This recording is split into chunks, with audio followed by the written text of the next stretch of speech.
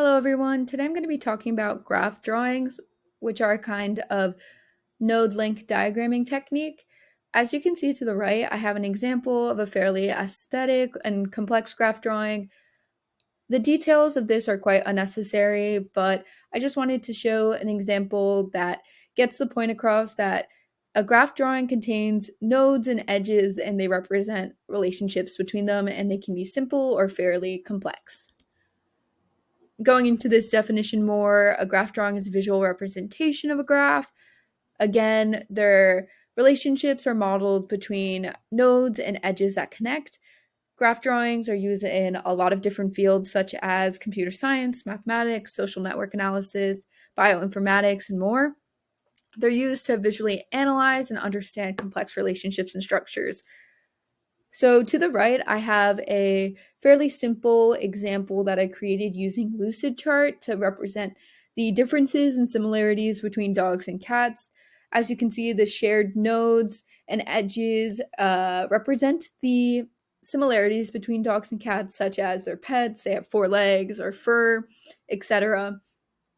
And the edges that solely are connected to a dog or a cat represent the differences that are unique to a dog or a cat, such as a cat can meow, a dog barks, and these differences are rather simple, but it portrays an idea that edges and nodes connect through reason.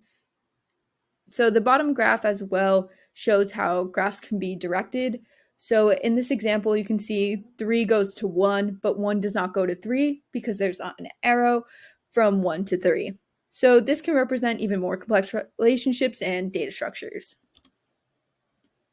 There are a few quality measures that are implemented just to make sure that graph drawings are easily readable and just appear aesthetic and nice and pleasing to the eyes. So, crossing numbers, keeping edge pairs down. So, this would be reducing how many edges leave a certain node. So, if there were 2 edges in the bottom graph of 1 to 4, it would be unnecessary and redundant. Again, keeping the area or the size of a graph small, the better. If the bottom graph was very large, it would just be unnecessary. Again, keeping it symmetrical, keeping edge shapes less complex. So using circles and lines are typically the best way to go. Keeping edges the same length and keeping them at the same slope, again, creates uniformity that's easier for people to read. There are a lot of different layout methods of graph drawing, so force-based layouts, spectral layouts. When you think spectral layout, think like adjacency matrices that are used to create more complex graphs, orthogonal layouts, tree layouts, and layered graph drawings. Tree layouts and layered graph drawings are typically used to model popular algorithms as well in computer science. Arc diagrams, which I think look rather cool, so I included a photo to the right. Circular layouts, which in the name, again, circular, and dominance drawings, which display relationships based on where the edges are located. So if an edge is above, it might represent that relationship comes before or sort of inheritance. So there are a lot of applications in practical fields and software used to create graph drawings. So, for example, state diagrams are used in finite state machines. This can be used in like the theory of computation, a class I'm currently taking. So, finite state machines are a very common graph that I see as a computer scientist.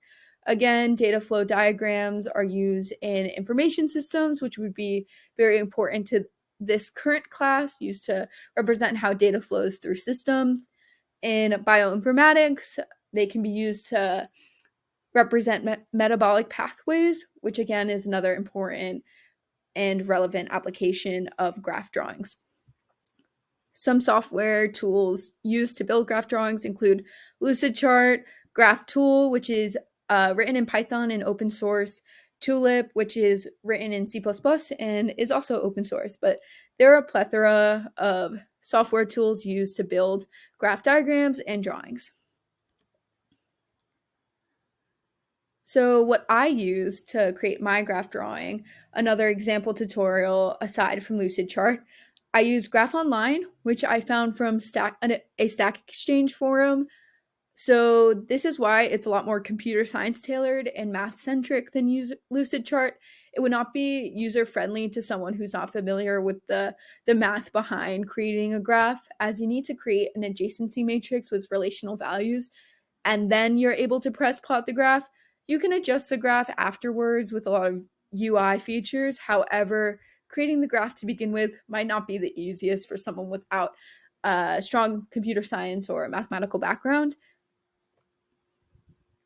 So again, very simple. You plug in values, you press plot graph, and then you're given a photo of a graph, which you can then use a lot of like handy features like creating algorithms for this graph, like finding the shortest path.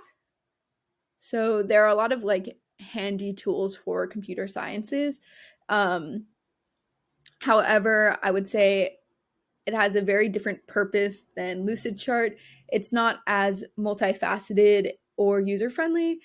And typically, Lucidchart can be used for more universal things, whereas Graph Online is a bit more math centric, as I mentioned before. Overall, it was pretty easy to use, and I think illustrates the idea of a graph drawing really simply.